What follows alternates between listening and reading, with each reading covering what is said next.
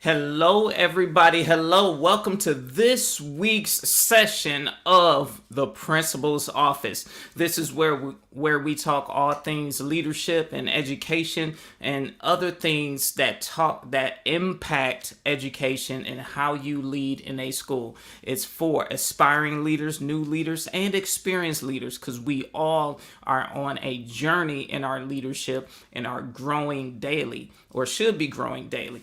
So this week I want to talk to you about one simple thing. How do we lead without distraction? And I'm going to ask you a question. What's your focus? Because there are so many priorities and potential distractions in education right now. There are a lot of things going on. You're being pulled in a lot of directions, a lot of opinions, a lot of passionate, heated opinions about education and what the school should be doing. Right now, I saw an article that said right now schools should be viewed as healing centers, which in the essence is true because it can be a place where emotional healing occurs as went throughout the course of the day and throughout the course of instruction. But there are so many priorities right now: safety and mask mandates and parental involvement and ensuring students are engaged in instruction. What about learning loss? What about the climate and culture? Some kids haven't been in school in over a year and a half. They don't know how to act again in a school setting. Some haven't been in school since seventh grade and now are high schoolers. And so there are so many factors that go into the issues that plague education right now. And so how do you lead from a place of focus? How do you stay focused? And how do you keep the main thing the main thing? Now, if any of you have been following me for a while, you know one of the main things that I talk about is focusing as a leader because it's essential, because the leader is the visionary. You're the one that not only that sees the vision, you communicate the vision, you help people buy into it, and you help establish systems and processes that ensure the vision becomes a reality.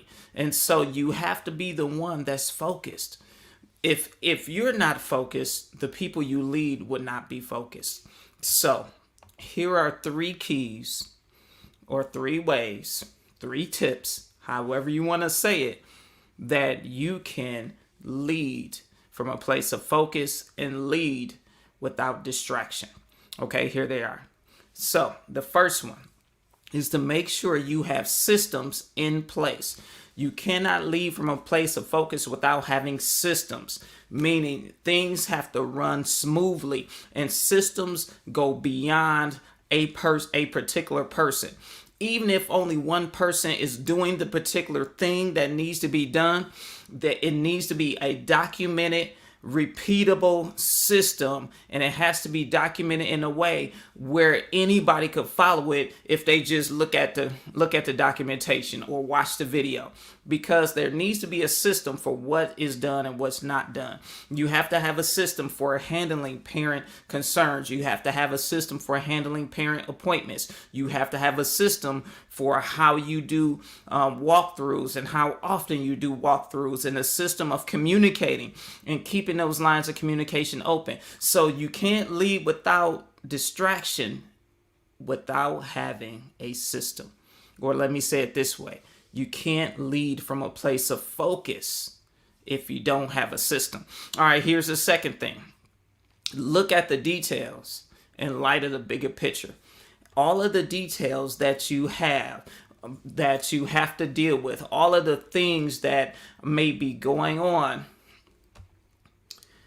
you have to look at them in light of the bigger picture.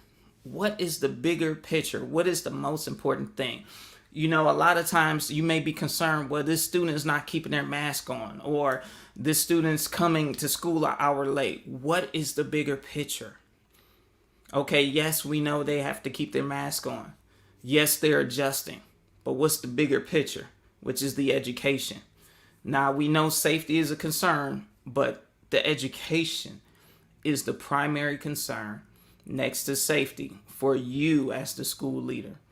So always look at everything that comes into your world as the leader in light of the bigger picture. Because when you do that, you'll see it's not a lot of those things are small things. All right, now here's the third way to lead without distraction. You want to look at the details. I said that, I'm sorry. Here, the third way is delegate to qualified individuals. There are things that only you can address as the school leader. There are things that only you can do as the leader. There are things that someone else could do, but quite frankly, people don't want to hear it come from nobody else but you because you're the leader. So those things are things you absolutely have to give your attention to. But the other things that can be delegated, you want to delegate them. And don't just give them to anybody to try to get it off your plate. You want to make sure you delegate to people who are qualified, and their qualifications should not be based just upon skill. You want to look at not only their skill set, but look at their character, look at their temperament, look at their maturity in terms of how they interact with other people. Are they visionaries? Are they detailed? And do they execute? Because a lot of people talk a good game, but when it comes to execution, that might not be their strong suit. Or a lot of people pretend to be a certain way because they want the responsibility, or they want the fame or the title of being in charge of something, but can't handle the responsibility. So you want to look for all these things when you delegate. So again, here are the 3 ways to lead from a place of focus without distraction. 1, put systems in place so that things are running smooth automatically without you. 2, look at the details of the circumstances in light of the bigger picture, and look at all the details of what you're doing in light of the bigger picture. And 3, delegate to people who are qualified and prepared for delegation. So those are the 3 ways that you can do 3 things, 3 keys, however you want to say it, that you can lead without distraction. Now, I want to give you some reflection questions that you can reflect on just as a bonus. Here it is. Number 1, when you're thinking about the potential distraction that's in your face. 1, it's safety. Does this help the people that I lead feel and be safe?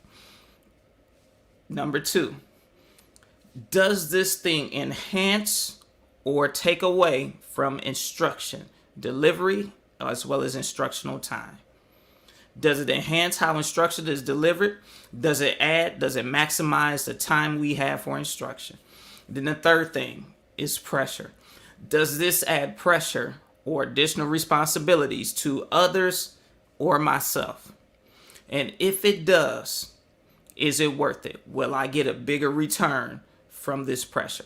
Okay, so I gave you 3 things to lead from a place of focus, and then I gave you 3 other reflection tips that you can consider as you are leading. All right, so I want you to make sure you like this video, you share it, you comment, tell me how you're doing, tell me what you are doing to stay focused this year, tell me what is your focus this year. You know, in a challenge that I recently did, if you missed it, I apologize for that. You don't miss the next one. But if you were a part of it, you may remember I highlighted 2 specific things that you should focus on during this school year so that you can be successful. And many of us are in the middle of it, in the thick of it. So I'm going to do another live to help you focus on those 2 things. All right. So remember to reach out to me, because if you need assistance and support right now in your leadership, or helping to ignite your team, I want you to claim your free 30-minute time with me so I can help you get ready, so I can help you prepare, and I can support you as you are leading. You don't have to lead your school in a silo. You don't have to bear the responsibility and the pressure by yourself. You can lead like a champion, and I can help you do that because I am an igniter of champion leaders. So you'll see my web address is scrolling across the bottom of the screen. Reach out to me so we can get connected, and I can get you the support that you need so that you can continue to lead from a place of strength, confidence, hope, and focused. All right, that's it. I will see you next time in a principal's office. Those of you that are on Clubhouse, join me in about 25 minutes for the discussion about these things on Clubhouse. If you're not on Clubhouse, get on it and follow me at Jamal Maxsam. All right, I'll see those of you going to join me on Clubhouse. I'll see you soon. Everybody else, I'll see you next week. Bye-bye.